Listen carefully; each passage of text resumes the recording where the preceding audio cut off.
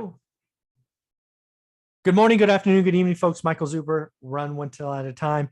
And I have my good friend Stratton Brown with me. How you doing, sir? I'm doing great. How about you, Mike? I'm doing awesome. Hey, I got to compliment you on what you're doing on Instagram. People need to follow you. What is your Instagram name? At Strat Daddy. I love that, at Strat Daddy.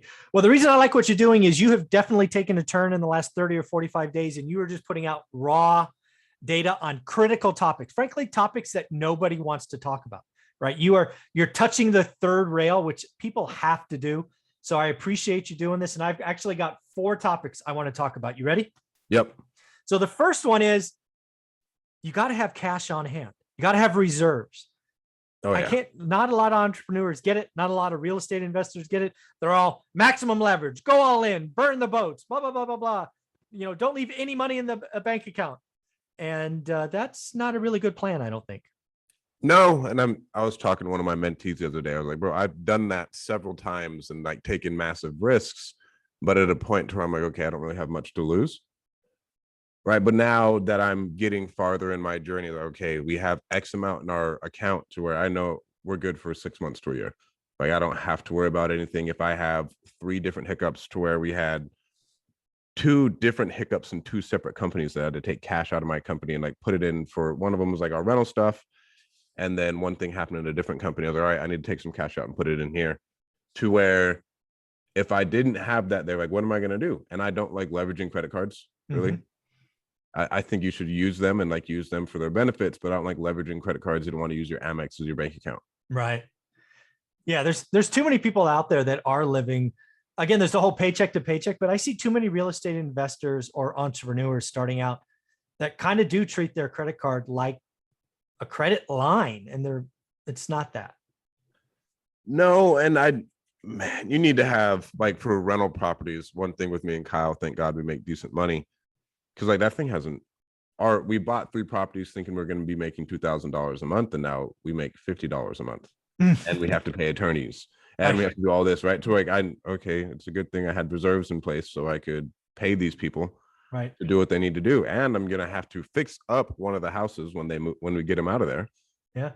And then I'm still going to have to resell it at probably a loss, and I'll sell it at a loss because I don't even want anything to do with down there anymore. Yeah. Out. But like, being financially stable will allow me to do that, allow me to get rid of the headache and allow me to handle the storms that come in. Right. And I've talked about this with you before. Not all cash flow is created equal, right? To where some cash flow just goes down, bro. Like it'll be eliminated, right? Call magicians will have like one of our people made a $30,000 payroll mistake. Oh no. Right. And so like it got fixed, but in the meantime, I had to float some of my own cash to figure that out. Yeah. Right. So like stuff like that does happen, and you need to be able to be prepared for that.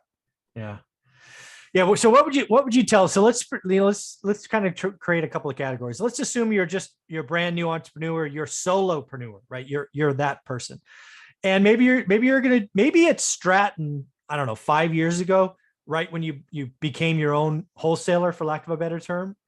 What would you tell them? You get kind of reserves you really should be having, so you don't risk it all.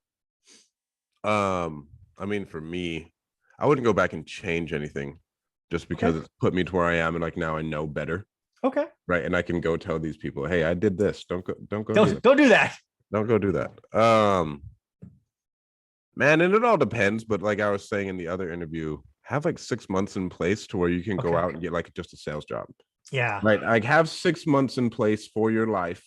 So if everything hits the fan, and again, this is you knowing how to make money and having skills that you can monetize. Yeah. Or even go file for unemployment if you have to where you're good. Yeah. Like 6 months of whatever your living costs are. All right, we have that in the bank. We're good to go.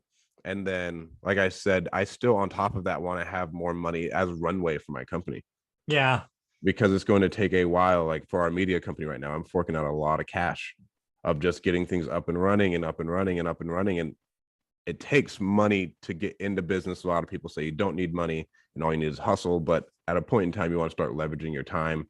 And I do think you need to care more about your family and all that other good stuff. But having as much money on hand, I think is a good thing. I'm not telling you to be a miser and save a lot, because you do need to be actively investing, right? So in my philosophy is, okay, I have my minimum threshold, and then I'm just saving up until I can have enough to where I buy what I want to buy, whether that's like e-commerce, we buy another rental, I buy into another mastermind, right? Any of those things, once I hit that threshold, okay, I have enough cash to do it, I throw down, and then I just don't go down past my threshold. Yeah. And it's just a constant battle of that, to where I think if you're a little bit different, right? Because you have a plan with your money. But people who are saving like $100,000 in the bank, I'm like, oh, okay, cool, but why? Why? Yeah. Like, but like, why? Like, what are you doing to invest in other things? Because again, like, what is our inflation at? 8%? It's got to be. Yeah. Like, if you're Yeah. losing 8% a year on your money, Yeah. like, that's pretty wild. You need to get that shit working. Yeah, totally agree. So again, folks, you got to have cash on hand. You got surprises happen. That's something I've talked about in real estate is you'll have bad days. And, got to have cash. You got it. The AC will break. The tenant won't pay. They'll ghost you after owing you 20 grand. They'll leave a pigsty. Bad stuff happens, and cash allows you to, it'll always be a bad day, but at least cash allows you to keep moving forward. Exactly. It'll suck regardless. It'll suck regardless. Like, it'll suck regardless. You're going to get kicked in the face, but at least, like, for me, if I'm losing money, I'm going to go out and spend more money because I need to go out and create more momentum. There you go. Yeah. Right. So, okay, we took a massive hit. All right, what am I going to go buy to bring momentum back into this, switch up the energy, and keep on pushing forward? I love that. I love what you're doing. And again, what is your Instagram handle? @StratDaddy. Thanks. Do yourself a favor, follow him. He just puts out raw stuff, and we got 3 more topics. Thanks, buddy.